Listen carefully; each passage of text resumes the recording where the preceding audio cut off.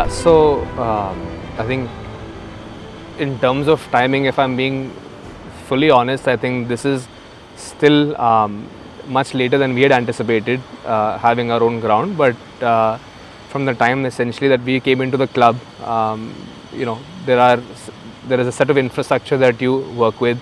One of them being what we had in the form of our training ground that we used to rent out, and we've invested a lot of amounts into that training ground for the upkeep, maintenance, to do up the ground. And sooner or later, you know, when we realized that, look, despite being sort of primary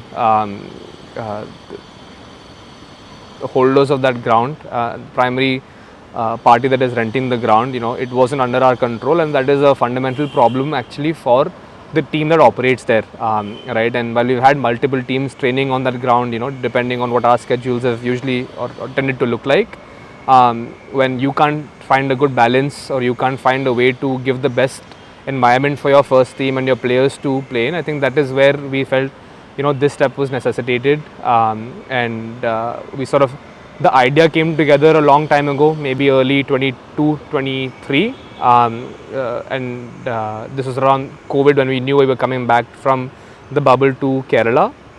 But to identify a good parcel of land was also, it wasn't the easiest, especially in Kerala, right? We have to be in Kochi, and there were discussions maybe about us being in outskirts, you know, sometimes, or maybe in Calicut or Trivandrum, but fundamentally, you know, the decision centered around wanting to be in Kochi, where the stadium is, where, you know, most of our other infrastructure is set up, and then, you know, just trying to find the right parcel of land. And in this case, actually, what has happened is we found the right partner first, who was willing to actually develop this along with us, and that's where we arrived at the ground that we built now. And I think that's the first part, right? So there is history to it in terms of what we've had with infrastructure. There is a reason, which is to always provide the best facilities to the players, and that has always been our endeavor and ambition.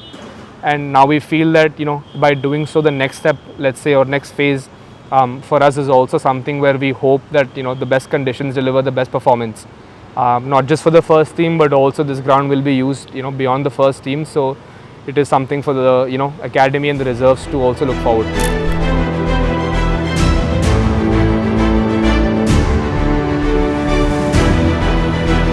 I think obviously the decision predates me. You know, when I came into the club, it had moved along to a point wherein, from a strategy point of view, from a vision point of view, things were already in place, and we were at the execution phase. You know, so from that point of view, I think you know, Nikhil's worked very hard on this. It's sort of very close to him, I know. And other members at our club, you know, Sushen and Rizwan put in a lot of work to get this to where it has been. And I think obviously we are very excited about it.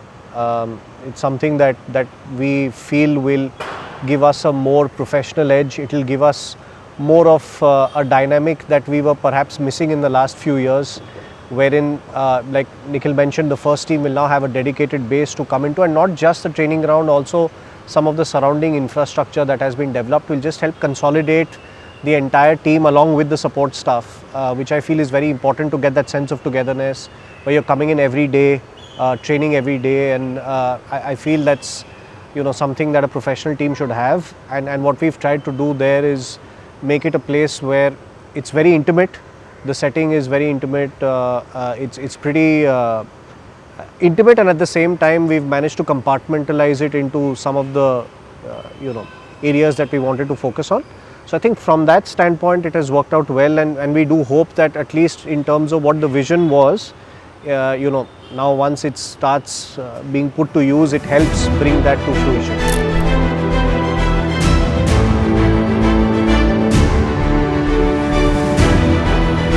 Yeah, I think I mean, if you take a step back, I think balancing success on the pitch and also, you know, being sustainable financially has always been something we've done, right? But in this case, actually, the priority and the objective, or rather, if the clear problem statement was, look, we've had an issue with with the training facilities. So when we make this the first and utmost priority to the team, right, which everyone will now get to see, was we want to create the best pitch, right? So there is an element of trying to factor in what happens, what the implications are in terms of the cost, etc. But from our point of view, this is one area where we didn't want to cut any corners. That is not the idea, right? We've only tried to utilize money that has come into the club in different forms, right? So whether you talk about the revenues that the club makes, it has gone into reinvestment and in areas like this. So it's not just a training ground like Abhik mentioned, it is also about stitching together the other elements that make performance better, right? So whether you talk about nutrition, medicals, you talk about having a dedicated space for the entire group to come together where you create a positive environment. So all of those things are part of it, but the utmost the importance was given to making a pitch that is actually the best in India, or at least one of the best in India. So that is something that I'm sure the team has definitely worked very hard to execute, and I'm sure people will also realize that when they see it.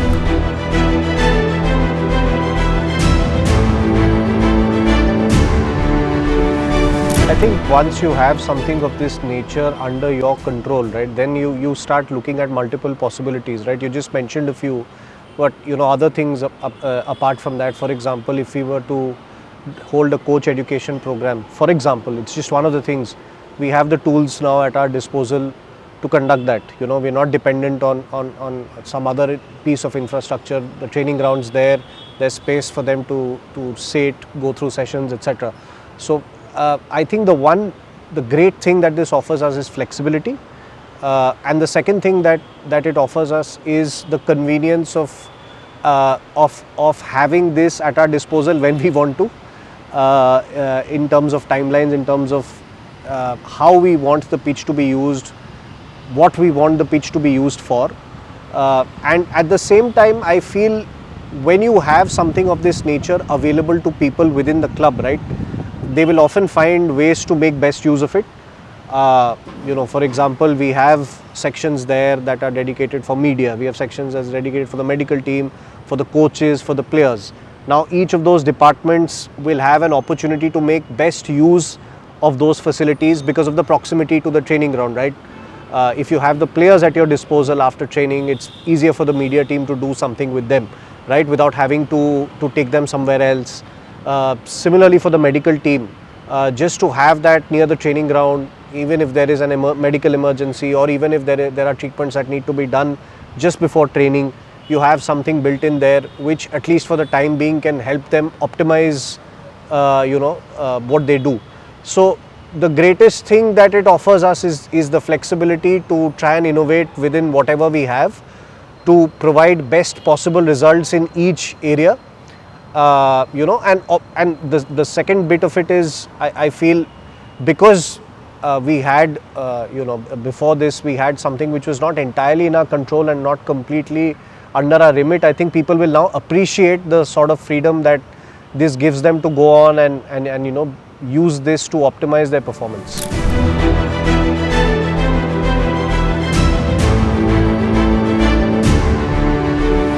Yes, obviously, because I think a good training ground is the fundamental for any top tier football club. And like I said earlier, also I think if anything we're probably a little later on this. Should have been one of the first things actually that was done, not now 10 years ago even, but better late than never. So I think it is a good step for us to actually have this, and it is in partnership with the school. It is a partner who's been supportive of us to try and do this, but for us also, and our ambitions now, we align quite categorically is in trying to also add more to this. This is not the end of the training grounds. It's one good training ground that we have, and the aim is to try and see if we can try and build on this even more, and deliver something even more world class in the years to come, where we try and adapt more of what is out there in terms of technology, more of what is out there in terms of performance enhancement, and trying to give the best sort of environment for the players to really excel. So that is the endeavor. What the timelines are on that, we don't quite know yet, but like I said, a good training ground is the bare minimum that a club should have, and definitely a club of this size. So we're happy that we have something that we can now call our own, and yeah, looking forward to also building out something in the future as well that only raises the standards.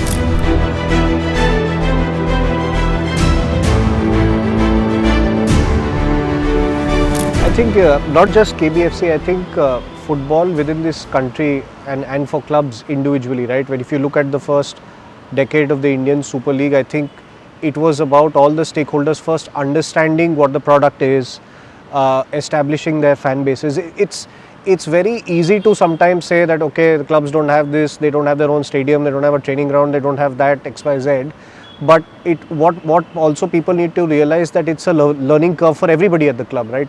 From the ownership right down to the people running it. And sometimes the vision for the club initially, might be about building a fan base, right? About settling your roots, about being consistent, right? And that has its own value.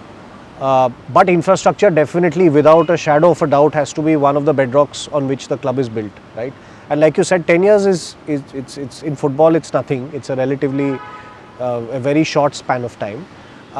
But I think now this next phase for clubs, for Indian clubs especially, I think you will see there being more of a focus on infrastructure, more of a focus on value development, more of a focus on youth development through infrastructure, which I feel is the next phase for Indian football. Once there have been lessons learned, there have been things that have happened in the past wherein clubs have tried to do something, they've experimented, and now I think clubs, each individual club has an understanding of what is important for them in the next decade or so, right? For us, it's very important that we focus on fundamentals. So infrastructure is fundamental.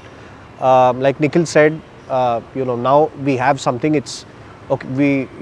It's something that we've put in place, and there is obviously scope for improvement there. But it gives us an opportunity to catapult ourselves in the right direction, especially with youth development, which is going to be a huge focus for us in the years to come, to create our own talent, to make sure not just players but coaches as well, bring the community closer to it, and something like this gives us that flexibility to make sure that the people who are fans or people or supporters also have a connection to it in a way which we will reveal going forward. So I think this is just a stepping stone in a direction where we'll see more clubs, more bodies related to football going forward in the next decade or so.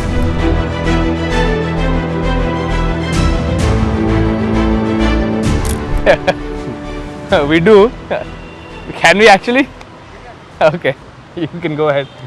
No, so I think because of the symbolism that the Komban, the elephant has to Kerala Blasters, to our club, inherently it's a part of our logo, it's part of our identity, and it's something that we decided to extend, and which is why we've decided to name it the Sanctuary. And also I feel one of the things we want to convey is it's a safe place for all of us at the club, for the players, for the staff. It's a place where they come, where they can be at peace, where they can sharpen their tools, where they can prepare, where they can add value to each other, and it's something that we feel suits what our club is all about, what our narratives are, what we stand for overall.